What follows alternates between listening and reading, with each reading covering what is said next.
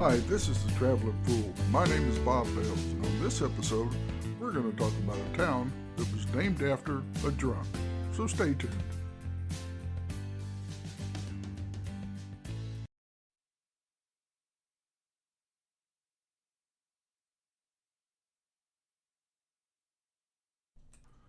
Back in the 1800s, the American gold rush was on, with people from all over rushing the sites west looking to get rich as gold and silver was discovered. In 1850, gold was discovered in the Utah Territory, in what is now present-day western Nevada. The gold was located in a canyon and drew miners, prospectors, and dreamers from all over.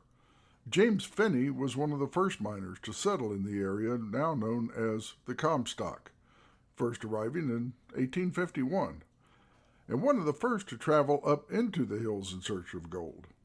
All the other miners until then had stayed down in the valley. Finney followed a creek up into the hills, finding that the gold deposits were richer and richer the higher he went, and other miners soon followed.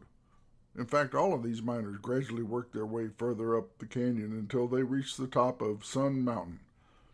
Finney placed a claim there in 1858, although he did little mining. You see, Finney was a notorious drunk, and he only worked when he was out of money, and then just enough to buy some whiskey.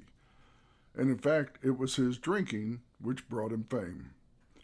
One day, in the rough shanty town that had been named Ophir Diggings, he stumbled and fell on the rocks, smashing the bottle he was carrying. While looking to make light of his embarrassment and not to let any good whiskey go to waste, he seized on the occasion to perform a christening. Finney, who went by the nickname Old Virginie because he had been born in Virginia, made a proclamation. "I baptize this place Virginia Town," he announced, and poured out the few drops that were left in his broken bottle. And the name, amazingly enough, stuck. The area soon became known as the location of the Comstock Lode, the richest silver deposit in the United States, and brought miners from all over, making millionaires of quite a few people. And Virginia Town? Well, that became Virginia City, Nevada, which was depicted in the old television show Bonanza and hosted quite a few notable people over the years. Famous American humorist and writer Samuel Clemens once worked for the city newspaper, the Territorial Enterprise, and it was there that he first used the pen name Mark Twain. It also became home to George Hearst, who later founded the mighty Hearst newspaper empire, and William Ralston, who later founded the Bank of California.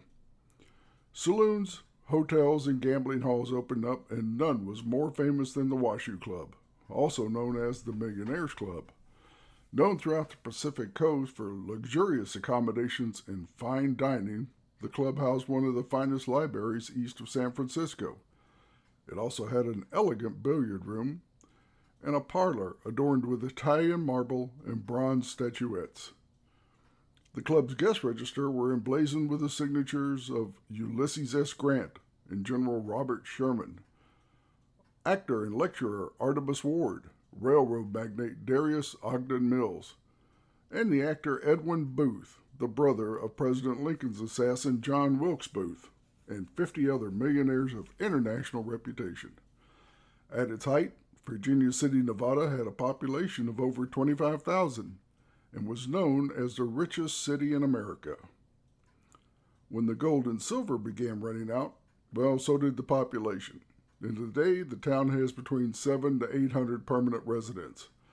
But it also draws over 2 million tourists per year, and on any given weekend, you can usually find some type of event or festival going on.